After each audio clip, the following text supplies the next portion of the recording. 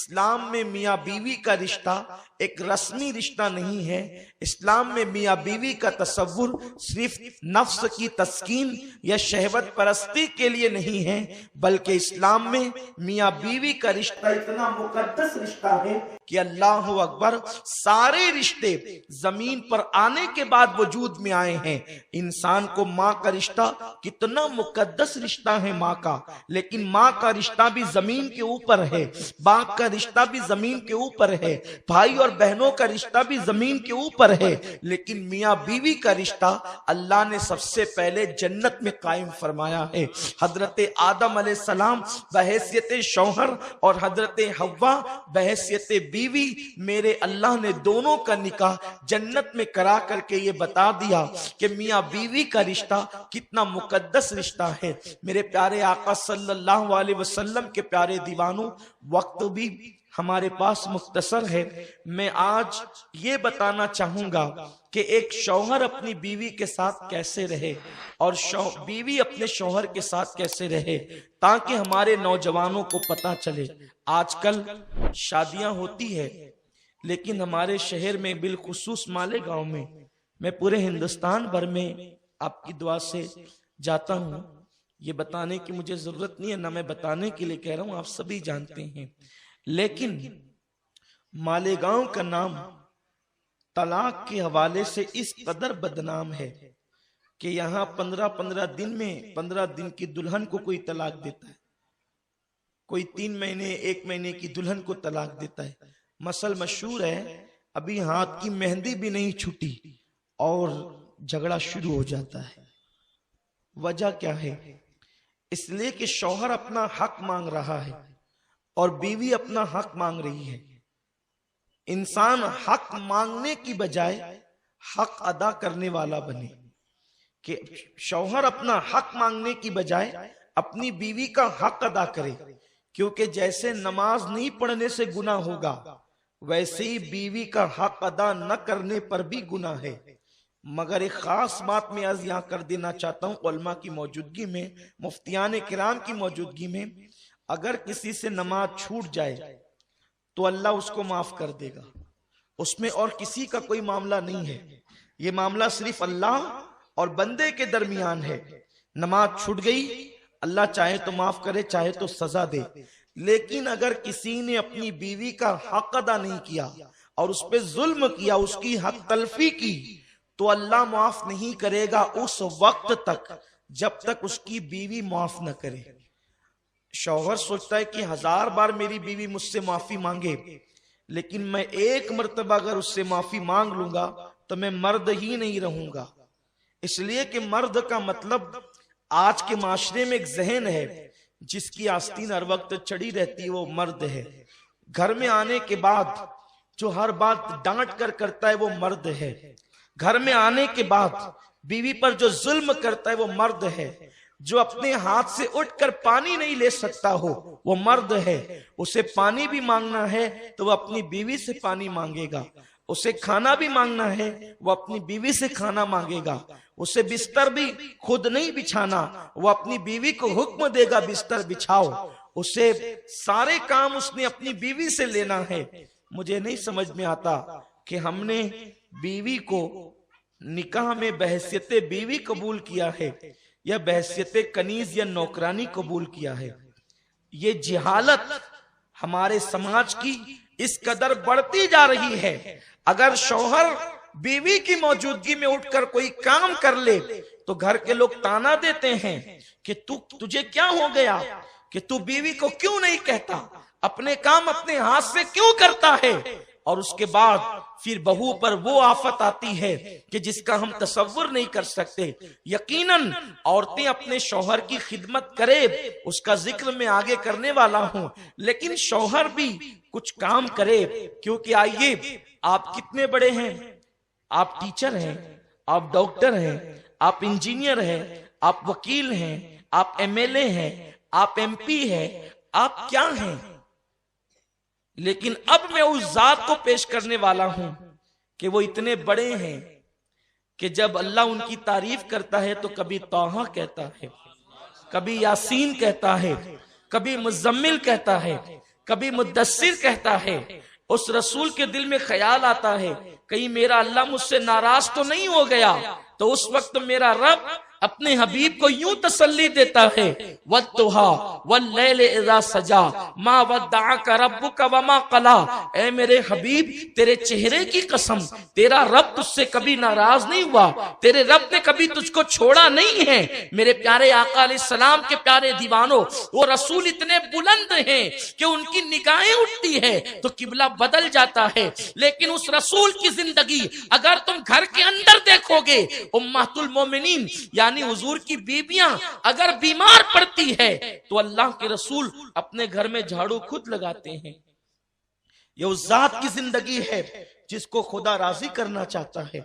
वला सौफ युअतीका रब्बुका फतरदा, ये उस रसूल की जिंदगी है, अपने घर में झाड़ू खुद लगाते हैं। बकरियों का चारा अल्लाह के हबीब अपने कांधों पे लाद कर खुद लाते हैं। अल्लाह के हबीब सल्लल्लाहु अलैहि वसल्लम की शान करीमी ये है कि हुजूर अलैहिस्सलाम की बीबियों में सबसे छोटी उम्र में जो बीवी थी मेरे रसूल की, वो उम्मुल मोमिनीन अम्मा जान आयशा सिद्दीका थी। जब नई नई शादी होकर के आई तो कम उम्री में उनको आटा गूंदना नहीं आता था। जाहिर सी बात है, नवी नवेली दुल्हन होती है तो बहुत सारे काम वो नहीं जानती है। हमारे यहाँ भी होता है कि वो नहीं जानती है, लेकिन नहीं जानती है तो हमारे यहाँ पंचायत बैठती है, हमारे यहाँ मीटिंगें बैठती है। हंसने की बिल्कुल कोई बात नहीं है, ये आपके माशरे की रुदात में आपको सुना रहा हूं। अगर घर के अंदर नई नवेली दुल्हन को काम करना ना आए तो हमारे यहाँ पूरे मोहल्ले में ऐलान होता है, वो फलां की बहू, वो फलां की बीवी, वो फलां की बेटी को तो कुछ आता ही नहीं। लेकिन ये उम्र के तकाजे होते हैं, घरों के तकाजे होते हैं। हुजूर अलैहिस्सलाम की बीवी मेरी और आपकी अम्मी जान, और वो भी वो हमारी अम्मी जान, हमारी माओं की अजमत, जिसके कदमों पे कुर्बान, जिसके बिस्तर पे कुरान नाजिल होता है, जिसके बिस्तर पे अल्लाह कुरान नाजिल फरमाता है, वो रसूल की मुकद्दस, जिसे इमाम अहले सुन्नत ने महबूब रब्बुल आलमीन लिखा है, वो उम्मुल मोमिनीन छोटी सी उम्र है, शादी होकर आई है और अभी आपको आटा गूंदना नहीं आता। तो पता है उस वक्त मेरे रसूल अपनी बीवी को आटा गूंद करके खुद दिया करते थे। आप आटा गूंद करके देते और उम्मुल मोमिनीन खाना पकाती। आप गौर फरमाएं, क्या हुजूर अलैहिस्सलाम की ये जिंदगी हमें नहीं बताती कि अगर बीवी तन्हा हो तो हम उसके कामों में उसके हाथ बटाएं या उसकी मदद करें। वो बीमार हो, उम्मतुल मोमिनीन बीमार होती तो हुजूर अलैहिस्सलाम पानी का इंतजाम खुद फरमाते, उन लोगों के हिस्से का काम खुद करते। लेकिन आज समाज में ये सारी चीजें जो है वो ऐब की नजर से देखी जाती है। औरत का मतलब ये कि वो मजलूम है, वो कनीज है। औरत का मतलब ये वो पैर की जूती है। इसलिए मर्द औरतों से दूर, औरतें मर्दों से दूर, और घर के अंदर एक जहन्नम की आग जल गई है। न शौहर के दिल में बीवी की वो मोहब्बत रही, न बीवी के दिल में वो शौहर की मोहब्बत रही। मुसलमानों, अपना मजहब ये है, हम बीवी को टिश्यू के तौर पे इस्तेमाल नहीं करते, हम बीवी को अपने महबूब की हैसियत से रखते हैं। और अपना मजहब तो कितना हसीन है कि बीवी जिंदा होती है तो हम बीवी के नाम पर शहर बसाते हैं, समरकंद और बुखारा की तरह, और बीवी मर जाती है तो उसकी मोहब्बत में हम ताजमहल बनाते हैं।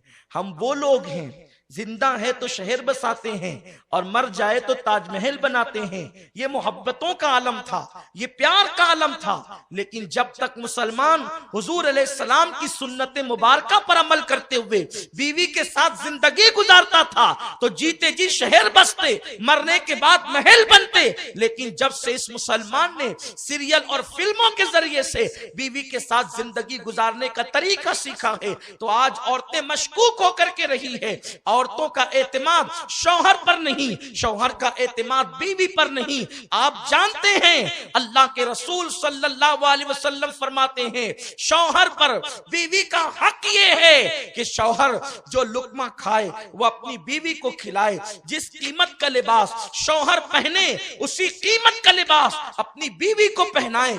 यहाँ तो हाल ये है, जब जींस खरीदने जाएंगे तो 2-2 हजार की अपने लिए खरीदेंगे और अगर बीवी 500 500 रुपए कपड़ों के लिए मांगे तो जब तक के मारेंगे नहीं, जब तक झगड़ा नहीं करेंगे उस वक्त तक के उसको देंगे नहीं। मेरे प्यारे आका सल्लल्लाहु अलैहि वसल्लम के दीवानों, आपने बकरियां खरीद कर नहीं लाए, आप बीवी बना करके लाए हैं और बीवी के साथ हुस्न सुलूक होना चाहिए। अगर आप पूरे दिन के अंदर तस्बीह हिलाते हो या आप लंबी दाढ़ियां कर ले या आप तहज्जुद गुजार बन जाएं, मेरे रसूल ने फरमाया तुम में का कोई उस वक्त तक बेहतर हो नहीं सकता जब तक वो अपनी बीवी के साथ बेहतर ना हो। आका इरशाद फरमाते हैं कि मैं तुम सब में बेहतर हूं इसलिए कि मैं अपने घर वालों के साथ अच्छा हूं। मेरे आका सल्लल्लाहु अलैहि वसल्लम के दीवानों, स्टेज पर तो सभी अच्छे नजर आते हैं, गली में तो सभी अच्छे नजर आते हैं, जरा घर में कोई अच्छा नजर आए। अल्लाह अकबर। आइए, बुजुर्गों का हाल औरतों के साथ क्या था। एक मर्तबा एक सहाबी का उनकी बीवी के साथ झगड़ा हो गया। दरअसल ये था कि औरतें जब तक मक्के में थी बहुत दबी दबी रहती थी, इसलिए कि मक्के का माहौल ही ऐसा था। अभी इस्लाम आया नहीं था, बच्चियों को जिंदा दफन किया जाता था और औरतों के लिए हमेशा आस्तीनें तनी रहती थी। तो जमाने जाहिलियत का बहुत असर मक्के पर था, तो औरतें बहुत मरऊब डरी सहमी रहती थी। लेकिन जब हिजरत करके औरतें मदीने मुनव्वरा आई तो अंसार जो हुजूर अलैहि सलाम के सहाबी थे जिन्होंने हुजूर की मदद की थी, तो उनकी बीबियां कुछ मर्दों से बड़ी मुंह लगी हुई थी। तो उनको देख देख कर ये मुहाजिर बीबियां भी अपने शौहरों से उलझती थी मोहब्बत के माहौल में। तो एक दिन एक सहाबी जो है वो उनकी बीवी से झगड़ा करके ये कहते हैं कि तेरा मुंह बहुत चलने लगा है, रुक मैं तेरी शिकायत जाकर अमीरुल मोमिनीन हजरत उमर इब्ने खत्ताब को करता हूँ, तुम्हारा मुंह बहुत चलने लगा है। गोया के उस जमाने में बीवियों को मारा नहीं जाता था। आजकल तो हाथ की मेहंदी भी नहीं छूटती, हल्दी के निशानात भी अभी बदन पर बाकी होते हैं कि मार ठोक शुरू हो जाती है। मेरे आका सल्लल्लाहु अलैहि वसल्लम ने उन मर्दों पर लानत फरमाई है जो अपनी बीवियों को मारते हैं। औरतों को मारना नाजायज और गुनाह है, इसलिए कि मर्द तेरे हाथ देख, उसका सिनफे नाजुक का बदन देख, सोच तो सही कहां तेरे हाथों की सख्ती, उसकी नजाकतें। अल्लाह अकबर। इस्लाम कितना अजीम मजहब है। मेरे आका अलैहिस्सलाम फरमाते हैं कि जो अपनी बीवियों को मारे अल्लाह उस पे लानत फरमाए, और उन लोगों पे हुजूर ने लानत फरमाई है, औरतों को मार नहीं सकते। और जब मारने की बात आई तो एक मकाम पे हुजूर ने मारने का हुक्म दिया, वो भी यूं फरमाया कि पहले अगर तुम्हारी बीवी नहीं मानती तो उसे समझाओ, पहला स्टेप है समझाओ। कितने लोग समझाते हैं? नहीं। ए और तू से तो बात होती है बीवी के साथ, सबसे आप कहेंगे, बीवी को ए कहेंगे। ये हाल है। किस कदर बिगड़ेंगे हम और किन किन बातों का जिक्र। उसे इज्जत से तो पुकारो, कम से कम इंसान की हैसियत से। आपने किसी बकरी को या कुत्ते को एक कह के पुकारना है? जो आपकी शरीके हयात है, जो आपकी बाई पिछली से पैदा हुई है, आप उसको एक कह के पुकारते हैं। ये एक कोई मतलब, एक का कोई मतलब ही नहीं होता है। आज कोई मुझे लुगत में समझाए कि एक का भी कोई मतलब होता है। लोग एक कह के पुकारते हैं। कोई तो अदब हमारे पास हो, लोग हमें देखें तो इस्लाम से बदजन हो जाएं। मेरे आका सल्लल्लाहु अलैहि वसल्लम तो अपनी बीवियों को नाम लेके पुकारते थे, कभी कभी मोहब्बत में उन नामों को शॉर्ट करके पुकारते थे, इसलिए कि ये नाम को आधा करके पुकारना ये भी मोहब्बत की अलामत है। और ये भी हुजूर अलैहि सलाम की सुन्नत है कि हुजूर सैयद आलम सल्लल्लाहु अलैहि वसल्लम कभी कभी अपनी अज़वाज मुतहरात को आधे नाम से पुकारते। मैं अम्मी जान उम्महातुल मोमिनीन के आधे नाम तो नहीं लूंगा, लेकिन मिसाल के तौर पर आपको बता दो, जैसे किसी का नाम इमरान हो तो हम उसे मोहब्बत से इम्मू अगर कहते हैं ना, इस तरह इसको आधा नाम कहते हैं। ये समझिए आप। तो अगर किसी का नाम जिलानी हो तो हम उसको जीली कह दें, ये इसको आधा नाम कहते हैं। ठीक है ना? इस तरह से हुजूर अज़वाज मुतहरात को कभी कभी प्यार में आधा नाम लेकर के पुकारते थे। और सोचे न सही, मेरे महबूब के लबों से जब वो आधे नाम निकलते होंगे तो वो नाम किस तरह मेराज पाते होंगे। ये अज़वाज मुतहरात के साथ हुजूर का अंदाज है। हम तो ए ये क्या ए है, मुझे आज तक समझ में नहीं आया। आपकी दुआ से नहीं भी तो जो है वो मेरा रूम जो है वो किताबों से भरा हुआ है। मेरे रूम में जिसमें मैं रहता हूँ उसमें कोई बर्तन नहीं रखा होता है, उसमें किताबें ही किताबें। और आपकी दुआ से जो है वो मुझे जितना वक्त मिलता है मैं कोशिश करता हूँ कि पढूं, लेकिन अब तक मुझे एक का कोई मतलब मिला ही नहीं है। जो बेमाने अल्फाज से हम पुकारते हैं ना, उसका कोई मतलब ही नहीं है। और आज मैं आपको खास तौर पर यही बताना चाहता हूं कि वो एक एकड़ पुकारने की चीज नहीं है जो तुम्हारी बाई पिसली से पैदा हुई। वो एक एकड़ पुकारने की चीज नहीं जिसे तुम शरीके हयात कहते हो। वो एक करके पुकारने की चीज नहीं है जिसे तुम हमराज जानते हो। वो एक एकड़ पुकारने की चीज नहीं जो तुम्हारे बच्चों की अम्मी हो। अल्लाह के हबीब सल्लल्लाहु अलैहि वसल्लम वो रसूल इतने अलकाब और एहतराम से पुकारते थे, बल्कि किसी किसी के तो अलकाबात भी रखे। खुद अम्मी जान आयशा सिद्दीका का रंग बड़ा खूबसूरत था, तो मेरे रसूल उनको हुमैरा भी कहते थे। हुमैरा का मतलब होता है वो सुर्ख रंगत वाली। इस शान से उनके नाम लिया करते थे मेरे रसूल। तो एक दिन सहाबी ने अपनी बीवी को कहा, जो बीवी मुंह चला रही थी।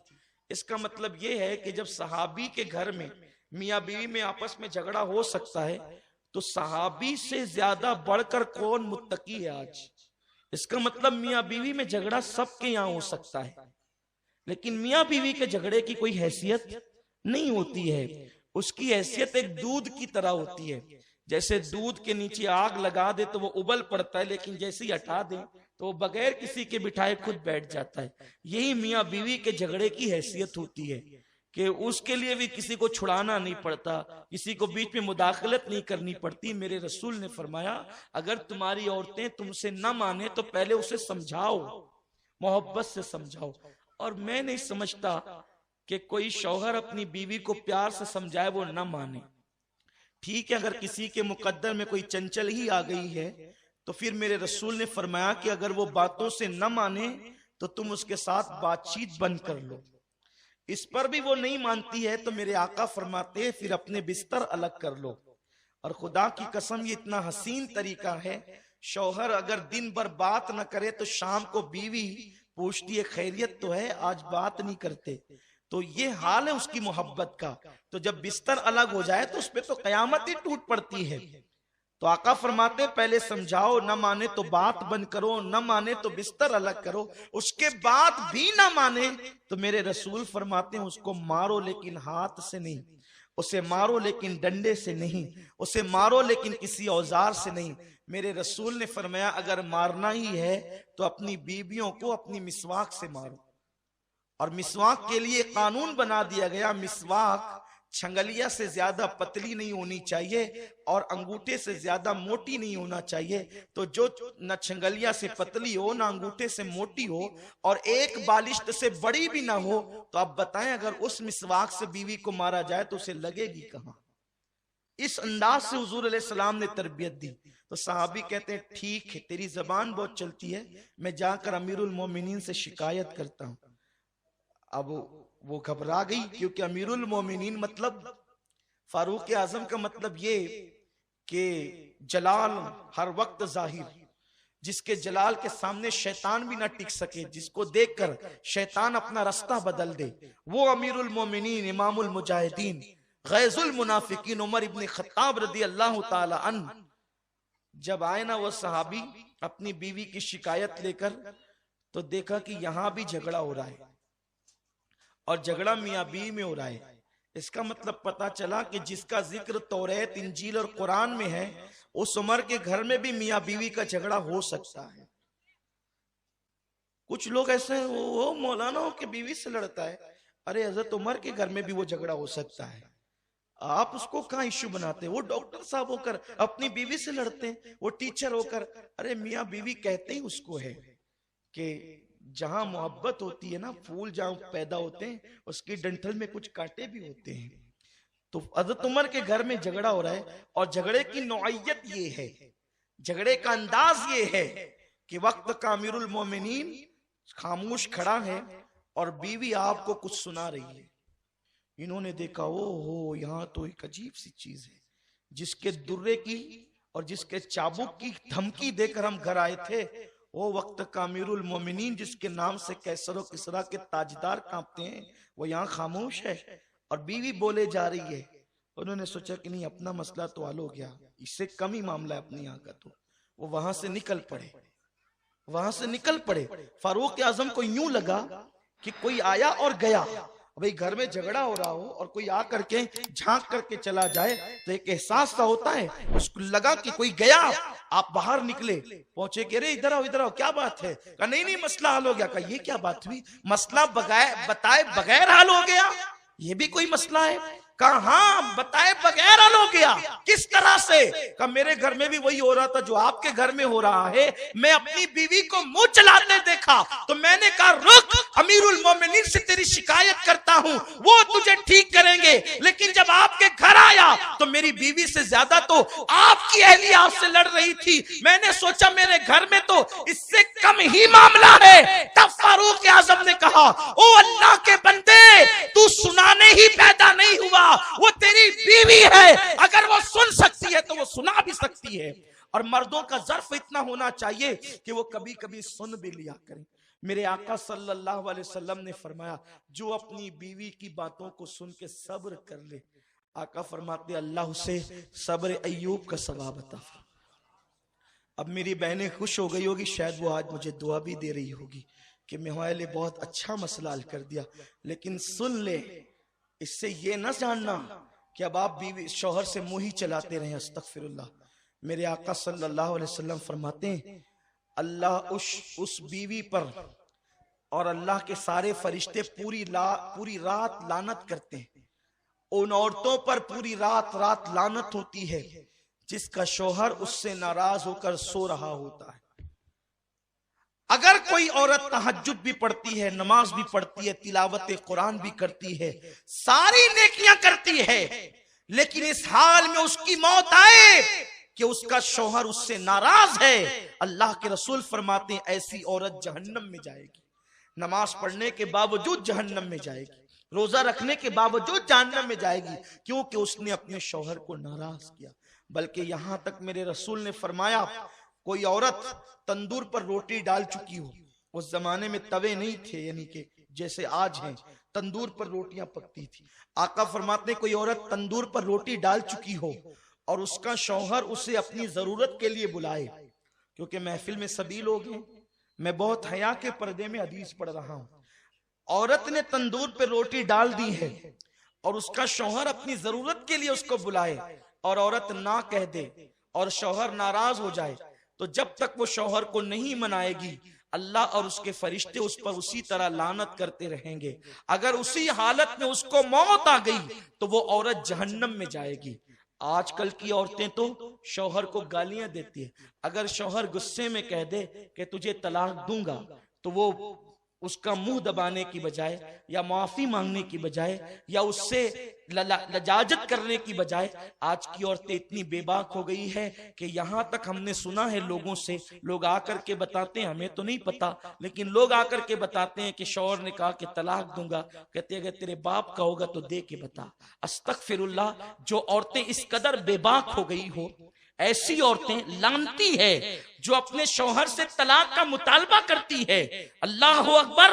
मेरे रसूल सल्लल्लाहु अलैहि वसल्लम फरमाते हैं कि अगर किसी के शौहर के जिस्म में फोड़े पैदा हो जाएं, फुंसियां पैदा हो जाए और उससे पी बे बे करके निकल रहा हो और उसकी बीवी उसको जबान से चाट चाट कर साफ करे, तो भी बीवी अपने शौहर का हक अदा नहीं कर सकती।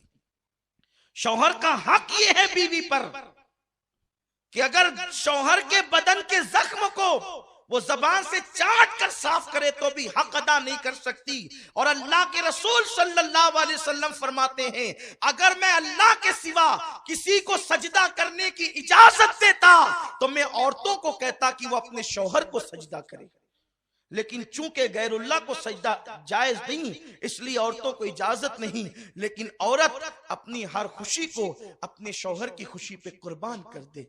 अल्लाह अकबर। अगर शौहर कह दे तुमने स्टोर नहीं जाना, तो वो दिन भर औरतों का मूड ऑफ हो जाता है। शौहर कह दे तुमने माँ के यहाँ नहीं जाना, तो झगड़ा करने लगती है औरतें।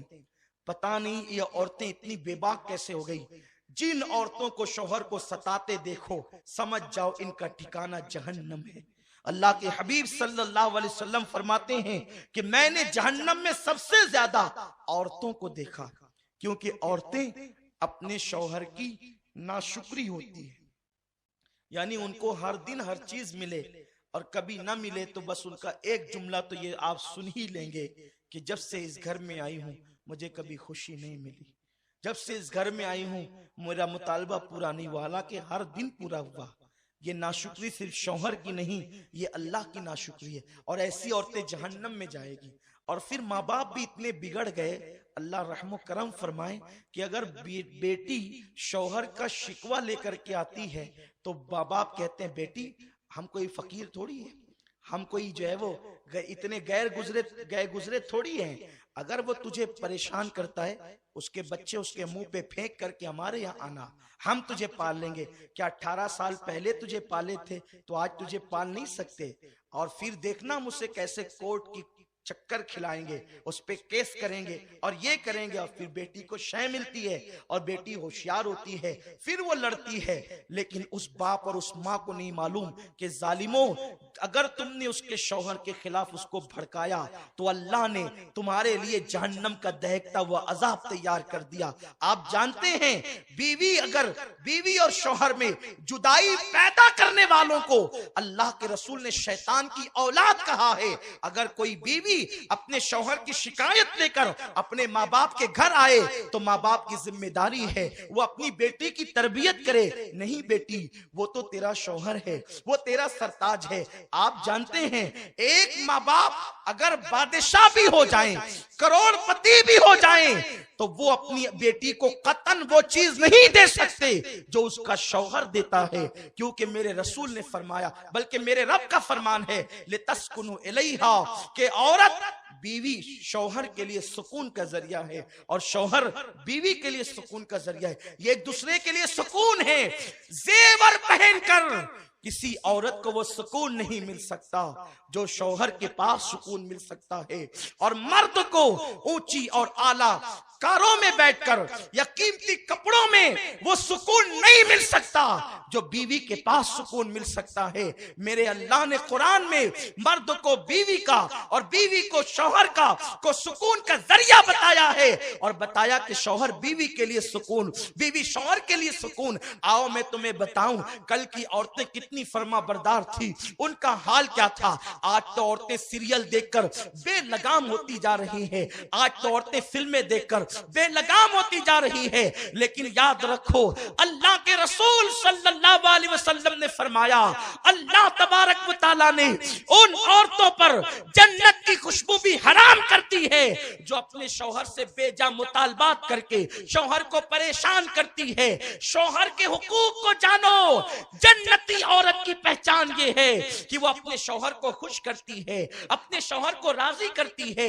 अल्लाह अकबर। एक सहाबी सफर पर जाने लगे तो उन्होंने अपनी बीवी से कहा, देखो जब तक मैं सफर से लौट कर न आऊं उस वक्त तक तुमने कहीं नहीं जाना। बीवी ने कहा बहुत अच्छा। ऐसी होती है बीवियां, इस्लामी बीवियां ऐसी होती है और वो जन्नती होती है। शौहर ने कह दिया तुमने कहीं नहीं जाना, बीवी ने कहा ठीक है। और हाल क्या है, उनका घर 2 मंजिला था, यानी जिसे आप माला कहते हैं। ऊपर की मंजिल में मियाँ बीवी रहते थे और नीचे की मंजिल में उन जो सहाबी थे उनकी बीवी के माँ बाप रहते थे। इस तरह ऊपर नीचे। शौहर ने कहा किसी के यहाँ नहीं जाना तुमने। बीवी ने कहा ठीक है, जो आपकी खुशी है वो हमारी खुशी। वो चले गए। उस जमाने का सफर ऐसा तो नहीं कि सुबह गए शाम को आ गए, लंबे लंबे सफर होते थे। वो गए और इधर इनके वालिद बीमार पड़ गए। जब वालिद बीमार पड़े तो कुछ लोगों ने आकर के खबर दी, ये नीचे बीमार है, ऊपर वो रहती हैं, कि तुम्हारे अब्बा बीमार हैं और बहुत ज्यादा तबीयत खराब है। उन्होंने कहा मेरे शौहर ने मना किया है कि मेरे आने तक कहीं नहीं जाना, तो मैं अपने बाप को देखने भी नहीं जा सकती। जब लोगों ने और खबर दी कि बहुत अलील हैं, मरने के करीब हैं, तो तब आखिर बेटी थी, उन्होंने कहा मैं हुजूर से मसला पूछ लूं। एक खादिमा को भेजा, कहा जाओ आका से पूछो कि मेरे शौहर ने कहा है कि जब तक मैं घर लौट कर नहीं आऊं कहीं नहीं जाना। तो क्या नीचे मेरे बाप बीमार हैं और बहुत सीरियस है, मरने के करीब हैं, क्या मैं उनको देखने जा सकती हूँ? अल्लाह के हबीब सल्लल्लाहु अलैहि वसल्लम ने फरमाया, शौहर की इताअत वाजिब है, इसलिए उस औरत के लिए जायज नहीं कि उसके शौहर ने मना कर दिया तो वो अपने बीमार बाप को भी देखने नहीं जा सकती। गौर करें, ये हुजूर का फतवा है। और आज तो कितने हंगामे होंगे। शौहर को हक है कि अगर वो चाहे तो अपनी बीवी को नफिल रोजे से रोक सकता है। शौहर कह दे कि तुमको नफिल रोजा नहीं रखना, तो बीवी के लिए अब नाजायज हो गया है नफिल रोजा रखना। बल्कि अगर बीवी ने नफिल रोजा रख लिया शौहर की इजाजत के बगैर और अभी सूरज सर पर नहीं आया, तो शौहर अगर कह दे कि रोजा तोड़ दे तो नफिल रोजा बीवी को तोड़ देना चाहिए। ये इस्लाम है, ये इस्लाम का कानून है। कौम की बेटियों ने क्या समझ रखा है शौहर को, वो और मर्दों की तरह समझती है। अल्लाह अकबर। यहां तक मेरे रसूल ने फरमाया, औरत मुसल्ले पे खड़े रहकर नफिल नमाज पढ़े, इससे ज्यादा सवाब औरत को इसमें मिलेगा कि वो अपने शौहर की खिदमत करे। ये इस्लाम का कानून है। जब इस तरह जिंदगी गुजारोगे तो हमारी बेटियां किसी गैर का हाथ पकड़कर नहीं भागेगी। घर के अंदर जहन्नम की आग नहीं जलेगी, घर जन्नत निशान बन जाएगा। मेरे प्यारे आका सल्लल्लाहु अलैहि वसल्लम के दीवानों, अल्लाह के हबीब सल्लल्लाहु अलैहि वसल्लम ने मना फरमा दिया कि उसके शौहर ने कहा है कि मेरे आने तक नहीं जाना, तो उसने नहीं जाना। कुछ दिनों बाद किसी ने कहा तुम्हारे अब्बा का इंतकाल हो गया। देखो, बेटी को आवाज से बहुत प्यार होता है। जब बाप के इंतकाल की खबर सुनी, का अब तो अपने बाप का आखिरी बार चेहरा देख लो। बीवी ने कहा कि मेरे शौहर नहीं आया और उन्होंने कहा है कि जब तक मैं घर ना हूं तुम्हें कहीं नहीं जाना, तो मेरे शौहर ने मना किया है, सो मैं नहीं जा सकती, मुझे नहीं जाना। लोगों ने कहा कि आखिरी सूरत है, एक बार तो देख लो। का हुजूर से मसला पूछो। जब आका से मसला पूछा गया, हुजूर उसके शौहर ने कहा कि जो है वो जब तक मैं घर लौट कर ना हूं तुमने कहीं नहीं जाना। अब बाप इंतकाल कर चुके हैं, आखिरी बार सूरत देखनी है, जनाजा उठने वाला है, वो अपने घर से निकल सकती है या नहीं। आका ने फरमाया उसके लिए जरूरी है कि वो अपने शौहर के हुक्म पर अमल करे। यानी अगर शौहर ने रोक दिया है तो वो बाप की मैयत में भी नहीं जा सकती। ये आका अलैहिस्सलाम का फरमान। हालांकि उस सहाबी को की नियत कतन ये नहीं थी कि बाप बीमार पड़े तो भी नहीं जाना, मर जाए तो ये तसव्वुर भी नहीं रहा होगा। वे अचानक मामला होना तो हो गया, लेकिन शौहर शौहर है। शौहर का हाल ये है, काश कि हमारे जमाने की औरतें समझती कि जो औरत शौहर की बागी हो जाए वो जन्नत में नहीं जा सकती, वो अज़ाब कब्र में गिरफ्तार होगी, वो जहन्नम का ईंधन बनेगी। आका ने फरमाया उसे चाहिए कि वो शौहर के हुक्म पे अमल करे, बाप की मैयत में न जाए। आखिर वो रोती रही, दुपट्टे से आंसू पोंछती रही, क्योंकि आखिर थी बेटी, थी औरत। अल्लाह अकबर। जनाजा उठ गया है और कब्रिस्तान गया है। उसी रात उस खातून ने अपने बाप को जन्नत में टहलते देखा।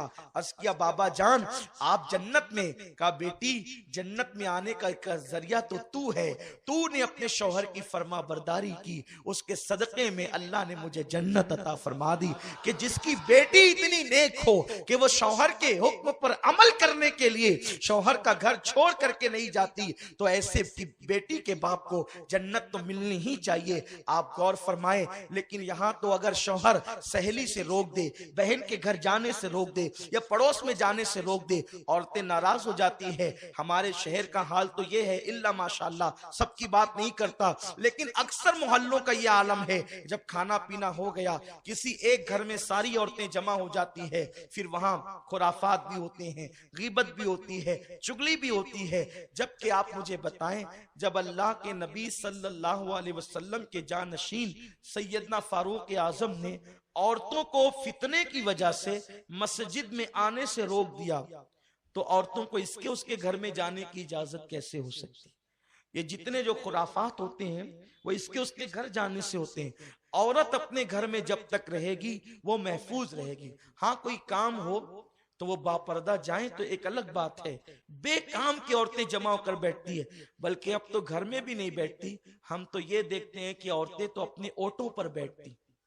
बड़े शरीफ लोगों के घरों की औरतों को भी हमने ऑटो पर बातचीत करते हुए देखा है, जबकि अल्लाह के नबी सल्लल्लाहु अलैहि वसल्लम फरमाते हैं जिन लोगों की औरतें बेपर्दा कहीं जाए या बैठे और वो मर्द मना न करे, वो दय्यूस है। दय्यूस, ये दय्यूस क्या है आप जानते हैं? दय्यूस, हुजूर ने कहा दय्यूस है वो जिसके घर की औरतें बेपर्दा घूमे। बहन, बेटी, बीवी अगर बेपर्दा घूमे, किसी के सामने चेहरा खोले और वो ताकत होने के बावजूद न रोके, आका फरमाते वो मर्द दय्यूस है। न उसकी नमाजें कबूल होती है, न उसकी दुआएं कबूल होती है। हमारे यहाँ माहौल है शहर में, मालेगांव में, औरतें शान से दोपहर के वक्त बाहर बैठती, कोई रोकने वाला ही नहीं है, कोई मना करने वाला ही नहीं है। ना रोकने वाले जन्नत में जा ना जो है वो आजादी देने वाले जन्नत में जा सकते हैं, ना बाहर बैठने वाले जन्नत में जा सकते हैं। दीन को खेल बना लिया गया है। मुसलमानों, औरतों का हाल तो ये है, मेरे आका ने फरमाया औरत की मिसाल मिसले खुशबू की है।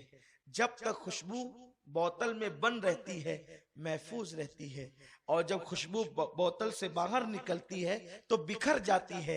ऐसे ही जब तक औरत घर में रहती है तो उसकी इज्जत महफूज रहती है, जब वो घर से बाहर निकलती है तो उसकी इज्जत खतरे में पड़ जाती है। अल्लाह अकबर, क्या उस दौर की खवातीन थी। बस दो बातें अर्ज करके अपनी गुफ्तगू खत्म करता हूँ। आज अगर घरों में मेहमान आ जाएं तो औरतें नाक चढ़ा लेती हैं, इसलिए कि मेहमान के लिए पकान। सबकी बात नहीं करता। देखो, तकरीर में जो भी बातें होती है वो सबके लिए नहीं होती। एक मर्ज है, उस पर गुफ्तगू होती है, कोई निशाना नहीं होता। औरतें नाक चढ़ा, इतना पकाना पड़ेगा, ये होगा वो होगा। अच्छा, अगर खुद के रिश्तेदार आए तो बड़ी खुशी की बात है, और शौहर के रिश्तेदार आए तो बड़ी कयामत आ गई है। अब वो या बीमार पड़ जाएगी, सर दर्द तो रोज ही होता है कम और बेशर औरतों को। ऐसे हालात हैं, क्योंकि और मेरे आका अलैहिस्सलाम की हदीस है ना। आप हंस रहे हैं, मुझे अजीब लग रहा है। एक बार दुरूद शरीफ पढ़ लें आप।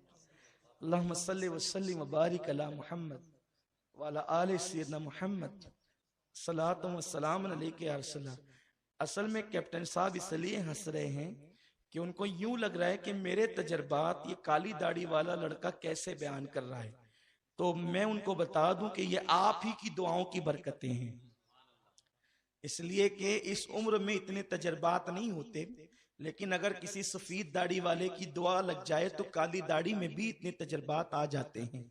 ये किताबों से नहीं आते, ये दुआओं से आते हैं। ये मेहनत से नहीं आते, ये दुआओं से आते हैं। इसकी बड़ी बरकतें नसीब होती है। अल्लाह आप सबको भी इसकी बरकतों से माला माल फरमाए, हमको भी माला माल फरमाए। और हम तो बस एक दर्द दिल लेकर आपके सामने आए हैं, और आपके सामने कुछ बातें इसलिए पेश कर रहे हैं कि हमारे शहर की इस्लाह हो। हमारा शहर गुंबदो मीनार का शहर कहलाता है, फिर भी बदनाम है। अखबारात में जब हमारे शहर के नाम से कोई रिपोर्ट छपती है और उसमें गलत बातें होती है तो चेहरा छुपाने को दिल चाहता है कि क्या मुंह लेकर लोगों के दरमियान जाएं कि मुसलमानों की अक्सरियत का, बल्कि गैर मुस्लिम तो हंसते हैं कि ये मुसलमान जहां ज्यादा होते हैं वहां खुराफात भी ज्यादा होते हैं। मुसलमानों, ऐसा माशरा तश्कील दो कि तुम्हें देख करके लोग पुकार उठे कि जब आज के दौर वालों का हाल ये है तो मदीने वाले मुस्तफ़ा के माशरे का हाल क्या होगा। इसलिए माहौल बनाए। तो औरतें जो है वो बीमार अक्सर, लेकिन मैं एक हदीस अपने भाइयों को, बहनों को, सबको सुना देना चाहता हूँ।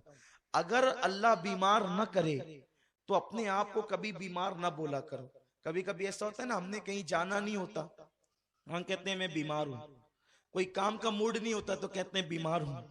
हदीस पाक का मफहूम है कोई बीमार न हो और वो अपने आप को बीमार बताए तो गोया कि वो अल्लाह पे तोहमत लगाता है, इल्जाम लगाता है। क्योंकि बीमार करना किसका काम है? अल्लाह का काम है।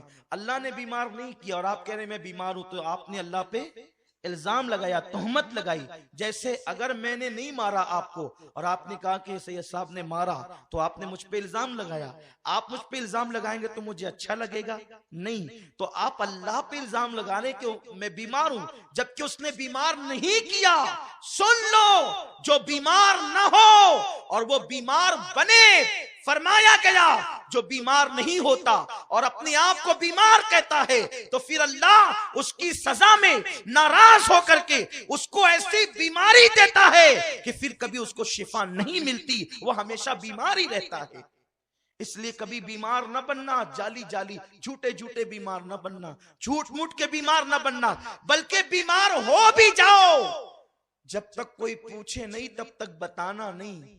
क्योंकि जब कोई बीमार होकर भी अपनी बीमारी नहीं बताता तो अल्लाह फरिश्तों से कहता है, देखो मैंने बीमारी दी फिर भी ये छुपा रहा है। यार की शिकायत नहीं करता, महबूब की शिकायत नहीं करता, अल्लाह की शिकायत नहीं करता, तो अल्लाह तबारक व तआला उसे तंदुरुस्ती अता करता है। लोग कहते हैं बहुत बुखार है, ये बहुत बुखार नहीं कहना चाहिए, बहुत सर दर्द है, बहुत सर दर्द नहीं कहना चाहिए। अगर बताए भी तो डॉक्टर कहना चाहिए कि सर में दर्द है, बुखार है, बहुत बहुत नहीं कहना चाहिए। जब अल्लाह बहुत देगा ना तो जमीन पे पैर भी नहीं टिकेंगे, तड़पते रहोगे, उसको कहते हैं बहुत। तो इसलिए अल्लाह पे इल्जाम नहीं रखना चाहिए। मुसलमानों तोल करके बोलो, दीन सीखो। तो अर्ज ये करने चला था कि औरतें फर्क करती है ससुराली रिश्ते में और अपने रिश्ते में। अगर औरत ससुराल वालों को भी अपना ही समझे तो मैं समझता हूं कि 80% झगड़े खत्म हो जाएंगे। 80% झगड़े। औरतों को सबसे ज्यादा दुख और तकलीफ और परेशानी सास से होती है, उनके लिए सबसे तकलीफ देजात अक्सर सास होती है। लेकिन अगर औरतें ये समझे कि ये सास अगर न होती तो मेरा शौहर कहां से आता, सास ही के सदके में तो शौहर मिला है, उसी के बेटे का नाम शौहर है ना। लेकिन औरतें बहुत छोटे दिमाग से काम लेती है, उनको समझना चाहिए कि सास भी आपकी माँ की जगह है। एक शख्स ने अपनी बीवी से पूछा कि बीवी ये बताएं कि सबसे दुनिया में खुशनसीब औरत कौन है, आप बता सकती हैं कौन है? तो उस वक्त उसकी बीवी ने जवाब दिया कि दुनिया की सबसे खुशनसीब औरत का नाम हव्वा है।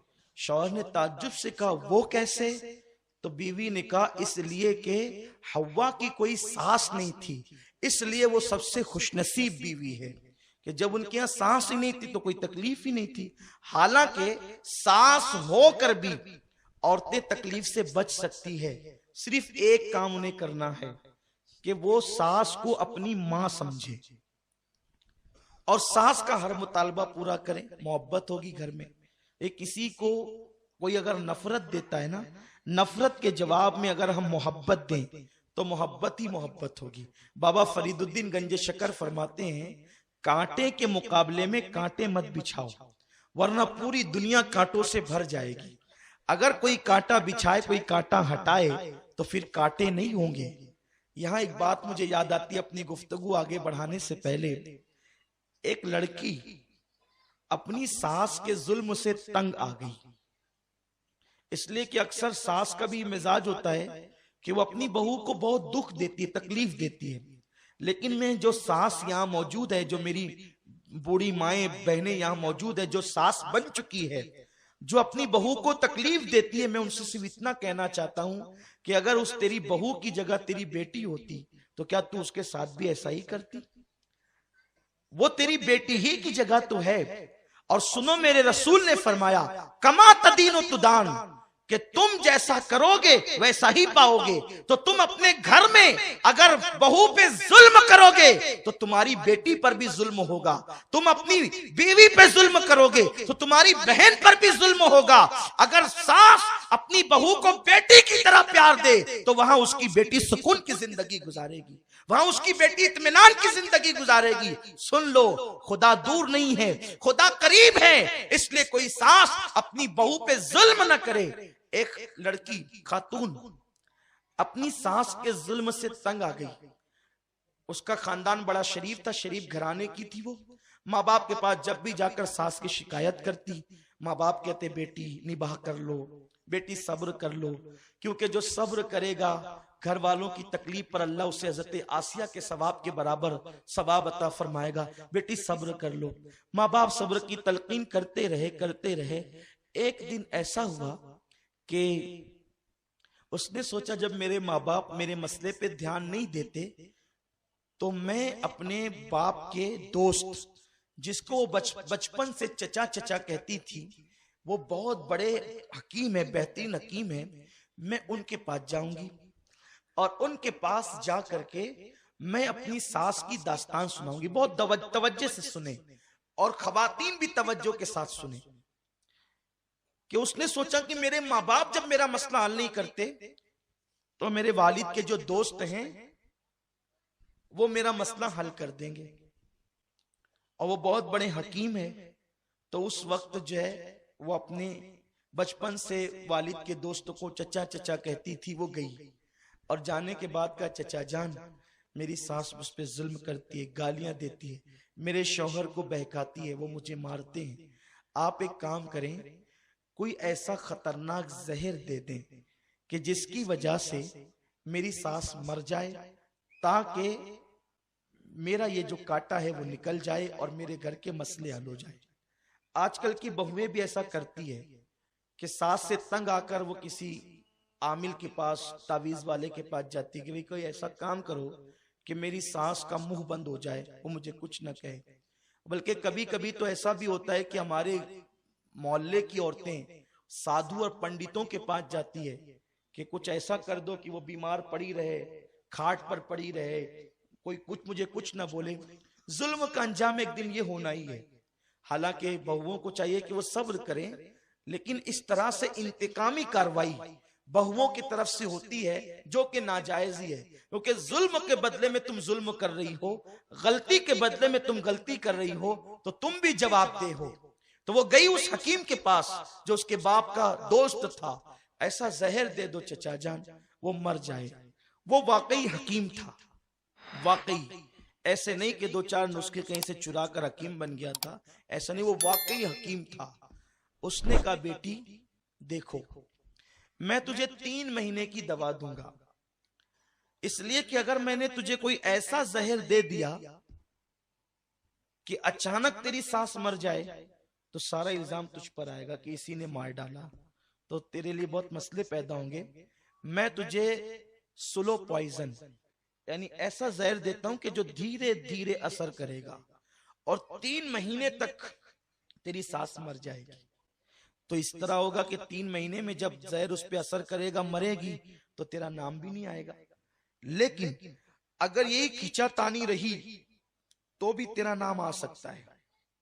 ये 3 महीने में जो तूने उसको जहर देना है, तीनों टाइम के खाने में, नाश्ते में, दोपहर और शाम में, तो जहर देने के पीरियड में तुझे करना यह है कि जब वो लेटे बिस्तर पे तो तू उसके पैर दबाए, जब वो पानी मांगे, उसके जुमले मुकम्मल नहीं हो तो पानी पेश कर दे, बल्कि पानी मांगे तो दूध दे दे, उसके कपड़े धुल दे, उसकी खिदमत कर, उसकी हर मुमकिन खुशी का ख्याल रख, क्योंकि जब वो 3 महीने के बाद मरेगी तो तुझ पे कोई इल्जाम तो नहीं आएगा। लोग कहेंगे कि ये तो बड़ी फरमाबरदार बहू थी, ये कैसे ये काम कर सकती है। उसने सोचा बहुत अच्छा नुस्खा है, जब मारना ही है 3 महीने के अंदर इसको, तो 3 महीने के लिए इतनी मुसीबत तो मैं उठा सकती हूँ कि रोज रात को पैर दबा सकती हूँ, उसके सर की मालिश कर सकती हूँ, उसे अच्छे अच्छे खाने खिला सकती हूँ। बस 3 महीने की तकलीफ है, हमेशा के लिए फिर अपनी अपनी राहत ही राहत है। उसने 3 महीने की पुड़ियां ले आई। लाने के बाद अब नाश्ते में मिला रही है कि ये जहर है, दोपहर में मिला रही है जहर है, शाम को मिला रही है जहर है। लेकिन अब उसने खुद से आकर के सुलह कर ली, अम्मी मुझे माफ कर दो, मुझसे बड़ी गलतियां हुई है, अब मैं कोई ऐसा काम नहीं करूंगी। और उसके बाद माफी मांगने के बाद फिर पैर दबाया, खाना दिया, खिदमत की। सास को ऐसा लगा मेरी बहू तब्दील हो रही। अभी 1 महीने से कुछ ज्यादा या कम दिन गुजरे थे तो सास बहू में ऐसी मोहब्बत पैदा हो गई जैसे माँ और बेटी। क्योंकि जब सास को खिदमत मिलने लगी तो इसको यूं लगा कि ये तो मेरी खिदमत गुजार है, और बहू को जब गालियां नहीं मिली, उसके शौहर को बहकाया नहीं गया, तो इसको लगा मेरी सास तो बड़ी अच्छी हो गई। तो इसको गलती का एहसास हुआ कि मैंने तो 1 महीने से ज्यादा की पुड़ियां अपनी सास को खिला दी है, अब ये तो 3 महीने के अंदर अंदर मर जाएगी। हाय, मेरे घर की रोशनी चली जाएगी, मेरे घर का बुजुर्ग चला जाएगा, मेरे घर की तजुर्बाकार शख्सियत चली जाएगी। तो वो रोते धोते उस हकीम के पास पहुंची, चचा जान एहसान करें कि वो मेरी सास को मैंने 1 महीने से ज्यादा जहर की पुड़ियां तो खिला दी है, अब वो मरने वाली है, चंद दिनों में वो मर जाएगी। मेरी सास बड़ी अच्छी है, वो मुझे बड़ा प्यार देती है, बड़ी मोहब्बत देती है, वो झगड़े सब मोहब्बतों में तकसीम हो चुके हैं, तब्दील हो चुके हैं। चचा जान अब किसी तरह मेरी सास को बचा लीजिए, जितना जहर मैंने खिलाया है अब आगे की पुड़िया मैं फेंक देना चाहती हूँ और इस जहर का इलाज कराना चाहती हूँ, खुदारा मेरी सास को बचा लो। उस हकीम ने मुस्कुरा कर कहा, बेटी मैंने उसे जहर नहीं दिया था, बल्कि तेरी तसल्ली के लिए कुछ जड़ी बूटियों का पाउडर दिया था। मैं जानता था कि जब तू उसे प्यार देगी तो वो तुझे प्यार देगी और तेरे झगड़े मोहब्बतों में तब्दील हो जाएंगे। तो ऐ मेरे आका अलैहिस्सलाम की कनीजों, किसी आमिल का तावीज उतना काम नहीं करेगा तुम्हारे घर के झगड़ों के खात्मों के लिए जितना ये नुस्खा काम करेगा। तुम्हारी सास गाली देती है तो मुस्कुरा करके जब वो लेटे तो उसके पैर दबा दो, उसके कपड़े धुलने में तुम जल्दी करो, उसके काम करने में तुम जल्दी करो, उसकी दुआएं लो। फिर क्या होगा? फिर मोहब्बतों का माहौल होगा। याद रखें, हम मोहब्बतों के माहौल के लिए अपना हक मांगने चले हैं। अपना हक छोड़ दो सब पर, अपना हक मत मांगो। लोग अपनी हकों की तलफी करते हैं, अपनी हक तलफी लोगों को करने दो। हम पर क्या हक बनता है? हक अदा करते रहो। जब तुम लोगों का हक अदा करते रहोगे तो इंशाअल्लाह तबारक व ताला एक दिन वो आएगा कि लोग तुम्हारे हक अदा करेंगे, तुमसे मोहब्बत करेंगे। तो अर्ज ये कर रहा था, हुजूर के दौर में ऐसा था कि सहाबा के घर में कई कई दिन तक चूल्हे नहीं जलते थे, लेकिन औरतें कभी भी शिकायत नहीं करती। एक मर्तबा सरकार के यहाँ मेहमान आए तो आका ने फरमाया, ए अबू तलहा, मेरा मेहमान तुम अपने घर ले जाओ। तवज्जो फरमाएं, गुफ्तगू खत्म करने वालों। ए अबू तलहा, मेरा मेहमान तुम अपने घर ले जाओ। हजरत अबू तलहा ने उस मेहमान को लिया, घर चले। मगरिब के बाद का वक्त है और अबू तलहा घर जा रहे हैं, लेकिन दिल दिमाग में सोचते हैं कई दिन से घर में तो कुछ पका नहीं है, इसे खिलाऊंगा क्या। साहबा की ये गुर्बत थी, ये परेशानी बज़ाहिर थी। घर गए, बीवी से कहा बताओ हुजूर ने मेहमान भेजा है, क्या करेंगे। उन्होंने कहा बच्चे भूखे हैं, लेकिन मैंने कहीं से उनके लिए खाने का इंतजाम किया है। एक काम करते हैं, ये खाना 2 बच्चों का हुजूर के मेहमान को खिला देते हैं। बच्चों का क्या होगा? कि मैं बच्चों को बैला फुसलाकर सुला दूंगी और तुम मेहमान को खाना खिला देना। कब मेहमान अकेले तो नहीं खाएगा, उसके साथ तो मुझे बैठना ही होगा। तो बीवी ने कहा ठीक है, आप उसके साथ बैठ जाना, मैं चिराग की बत्ती बुलंद करने के बहाने चिराग बुझा दूंगी, तुम हाथ उठाते रहना, मुंह चलाते रहना, मेहमान समझेगा कि तुम भी खा रहे हो, इस तरह वो भी खा लेगा और हम अल्लाह का शुक्र करके पानी पी करके सो जाएंगे। वो सहाबी ने ऐसा ही किया, हुजूर के मेहमान के साथ बच्चों को बहलाकर सुला दिया गया, हाथ उठाते रहे, मुंह चलाते रहे। चिराग की बत्ती जो है वो पहले ही बुझा दी गई बड़ी करने के बहाने, और ये मामला सारा होता रहा। वो मेहमान पेट भर के खा करके गया। रात का माहौल तो किसी को नहीं पता था कि कैसे गुजरी। सुबह को जब अबू तलहा पहुंचे तो मेरे आका ने फरमाया, अबू तलहा, मेरे मेहमान के लिए जो तूने और तेरी बीवी ने कुर्बानी दी है वो अल्लाह ने देखी है और इसके बदले मेरे अल्लाह ने तुम दोनों को जन्नत की बशारत अता फरमा दी। गौर फरमाएं, ये माहौल में सहाबा जीते थे, लेकिन आज थोड़ी सी परेशानी और तकलीफ आए तो वावेला होता है। हत्ता कि अब हालात ये हो रहे हैं कि थोड़ी सी मुश्किल और परेशानी को लेकर औरतें सूद की तरफ जा रही। बच्चों को खाने के लिए कम है, नए कपड़े नहीं हैं, तो सूद से पैसे लिए जाते हैं। याद रखें, जो सूद से पैसे लेता है वो भी मलऊन है। आका ने फरमाया, जितना गुनहगार सूद देने वाला है, लेने वाला जितना गुनहगार है उतना ही सूद देने वाला भी गुनहगार है। दोनों गुनाह में बराबर के शरीक है, दोनों पर लानत है। और अब तो मुस्लिम मोहल्लों में ऐसा भी होता है कि कोई औरत अपने शौहर के पैसे जमा कर कर के रखती है, तो पड़ोस की औरत कर्ज मांगने आए तो कहती है कि अगर 10 ले जा रही है तो 12 ला कर देना, 100 ले जा रही तो 110 ला करके देना, ये सूद है। मैं उन बहनों से कहना चाहता हूं, अपने पेट में जहन्नम की आग मत भरो, क्योंकि मेरे आका सल्लल्लाहु अलैहि वसल्लम फरमाते हैं कयामत के दिन सूद खोरों को, सूद खाने वालों को यानी ब्याज खाने वालों को इस तरीके से उठाया जाएगा कि उनके पेट मटकों की तरह होंगे और उसमें आग भरी होगी और उसमें बिच्छू होंगे और वो उठने की कोशिश करेंगे लेकिन उठ नहीं पाएंगे। लोग कहेंगे ये कौन लोग हैं, तो फरिश्ते कहेंगे ये सूदखोर लोग हैं जो लोगों से सूद लिया करते थे और खाया करते थे। और हाल ये होगा कि उनको अस्तगफिरुल्लाह, अल्लाहु अकबर, एक हदीस याद आती है, सूदखोरों के लिए जहन्नमियों की शर्मगाह से एक पीप की नहर निकलेगी। जो लोग सूद का पैसा खाते हैं ना, यानी सूद का धंधा करते हैं, अक्सर गरीब बस्तियों में ये हो रहा है कि मजबूरन कुछ ना कुछ तो लोग लेके ही जाते हैं। लेकिन याद रखो मुसलमानों, फाका कशी करो, ये सोच करके कि फाका कभी करना, ये भी मेरे नबी की सुन्नत है।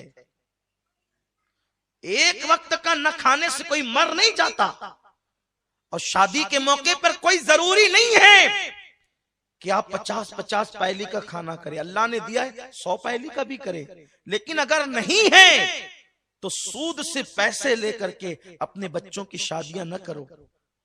मेरे रसूल ने सब कुछ होने के बाद अपनी बेटी की शादी इसलिए बड़ी सादगी से की थी ताकि गरीबों को एक दस्तूर मिल जाए, गरीबों को एक कानून मिल जाए। हुजूर ने कुछ निकाह बड़ी सादगी से भी किए थे ताकि गरीबों को कानून मिले, और एक निकाह में बकरी के गोश्त का वलीमा भी किया था ताकि अमीरों को भी कानून मिल जाए। जिसकी जितनी हैसियत है वो अपनी हैसियत के मुताबिक खर्च करे। लेकिन आज तो बिरादरी में मेरी नाक नहीं कटनी चाहिए। नादान बिरादरी के लोग कब्र में नहीं आएंगे, तेरी कब्र में तुझे अकेले जाना है। अल्लाह से अपना मामला दुरुस्त रखो। किसी को किसी की बिरादरी ने ना इज्जत दी है ना दे सकती है, इज्जत तो अल्लाह देता है, इसलिए उसको राजी करो। गुनाह करके कोई इज्जत हासिल नहीं कर सकता। इस्लाम कोई ऐसी बिरादरी के कानून को मानने के लिए तैयार नहीं है जो इस्लाम से टकराता है। कानून किसी बिरादरी का नहीं चलेगा, कानून तो सिर्फ इस्लाम का चलेगा, इसलिए कि हमारी बिरादरी इस्लाम है और हमारा कानून कुरान है। हम मुसलमान हैं, इसीलिए तो हजरत सलमान फारसी से किसी ने पूछा, सलमान तेरी बिरादरी क्या है? तो कहा मैं इस्लाम का बेटा हूं, मैं मुस्तफवी हूं। मैं इस्लाम का बेटा हूं, मैं मुस्तफवी हूं, मेरी बिरादरी इस्लाम है और मेरा सरनेम मुस्तफा जाने रहमत है। ये फिक्र हमें लेकर के चलना होगा। तो ये कि हम इसको दावत दें, उसको ठीक है, हम लोगों के यहाँ खा करके आए, उन्हें खिलाना भी तो होगा। आपने कोई मुआहदा तो नहीं किया था कि आप खिलाने तो हम भी खिलाएंगे। उसकी हैसियत खिलाने की थी, उसने खिलाया। आपकी हैसियत नहीं है, आप पर कोई जुल्म नहीं, कोई हुक्म नहीं है। इसलिए लोगों तो अर्ज ये कर रहा था, जो सूद लेते देते होंगे उनके लिए कितना दर्दनाक। मैं ये हदीस पढ़ता हूं तो लरस जाता हूं। बेनमाजियों के लिए भी अजाब है, रोजा तर्क करने वालों के लिए भी अजाब है, लेकिन सूद वालों के लिए कितना बदतरीन है। जहन्नमियों की शर्मगाहों से पीप की नहर निकलेगी और वो इतनी बदबूदार होगी, और इत्तेफाक से अल्लाह अकबर वो जहन्नमी जो होंगे, अल्लाह अकबर, वो जानी जहन्नमी होंगे। और जानी जहन्नमियों की शर्मगाहों से उस वक्त इतनी बदबू निकलेगी कि वो बदबू अगर दुनिया के इंसानों पे खोल दी जाए तो सारे दुनिया के इंसान मर जाएं, और उसी से वो पीप की नहरें निकल रही होगी। उस पीप की नहरों में सूद लेने वाले देने वाले डुबकियां ले रहे होंगे। जैसे वो सर ऊपर करेंगे तो एक बड़ा सा पत्थर उनके सर पे डाला जाएगा, उन्हें मुंह अंदर कर लेना होगा। उस वक्त फरिश्ते पूछेंगे ये कौन लोग हैं? कहा जाएगा ये वो, फरिश्तों से लोग पूछेंगे ये कौन लोग हैं? फरिश्ते कहेंगे ये वो लोग हैं जो दुनिया में सूद लेते भी थे और देते भी थे। हम किस लिए सूद ले रहे हैं? नए कपड़ों के लिए। किस लिए सूद ले रहे हैं? बच्चों के लिए। किस लिए सूद ले रहे हैं? शादी बियाह में जहेज देने के लिए। क्या तुम्हारे लिए सैयदा फातिमा ज़हरा की जिंदगी नमूना नहीं है कि जिसने एक दुपट्टा पूरी जिंदगी एक दुपट्टा इस्तेमाल किया जिस पर 17 से ज्यादा पेवन लगे हुए थे। क्या हमारी बेटियों के लिए इबरत नहीं है? याद रखें, जहां सूद होगा वहां कभी बरकत नहीं होगी। मैंने बड़े बड़े ताजिरों को देखा, उनको मैंने तौबा के लिए भी कहा। बड़े बड़े करोड़पतियों को देखा, अरबोपतियों को देखा कि वो सूद से पैसा लेकर कारोबार करते हैं, एक दिन वो गड़े में जाते हैं। क्योंकि कुरान में अल्लाह का ऐलान है, अल्लाह सूद को घटाएगा, यानी सूद में कोई बरकत नहीं है, और अल्लाह तिजारत को बढ़ाएगा। इसलिए मेहनत करो, मेहनत करो। औरतें घर में टीवी देखने की बजाय, फिल्में देखने की बजाय, सिनेमा देखने की बजाय कोई ऐसा काम काज करे घर के अंदर बैठे बैठे जिससे वो अपने शौहर की मदद कर सके। ये कोई बुरी बात नहीं है, लेकिन ऐसा काम करे कि घर में बैठ के कर सके, बाहर जा करके नहीं, घर में बैठ के कर सके। औरतें गुर्बत की वजह से तराशन भरने निकलती है, इसकी हम इजाजत नहीं देते, हमारे उलमा इजाजत नहीं देते। इसलिए कि बड़े बड़े हाजी नमाजियों को देखा कि अगर औरतें तराशन भरने के लिए आती हैं तो उनकी निगाहें कंट्रोल में नहीं रहती, और गुर्बत की मारी औरतें कभी कभी माअज़ल्लाह उनके पैर दौलत को देखकर फिसल जाते हैं। इसलिए औरतों को तराशन भरने के लिए ना भेजा जाए, औरतों को बाहर काम करने के लिए ना भेजा जाए। औरतें अगर गुर्बत ज़दा हैं तो वो घरों में काम करें, घर के अंदर रहकर। बहुत से ऐसे काम है जो औरतें घरों के अंदर रहकर कर सकती है। क्या आपको वो हदीस पाक नहीं मालूम?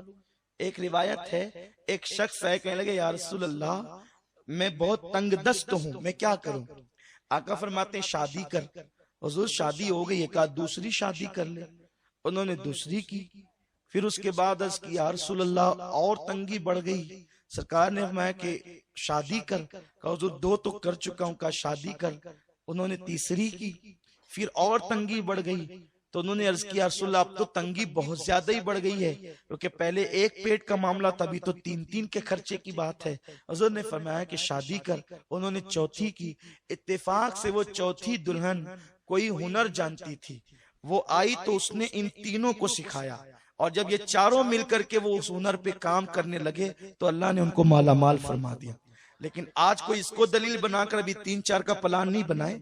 मैं ये कहना नहीं चाहता, मैं ये कहना चाहता हूं कि घर की औरतें जो है वो इस तरीके से अपने हुनर का इस्तेमाल करके अपने शौहर का हाथ बटा सकती है, अपने शौहर की मदद कर सकती है।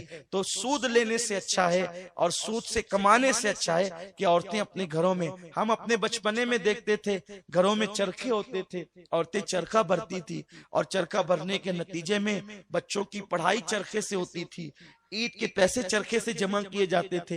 लेकिन अब चरखे उठ गए, बल्कि चरखे की हदीस तो हुजूर ने भी बयान फरमाई है।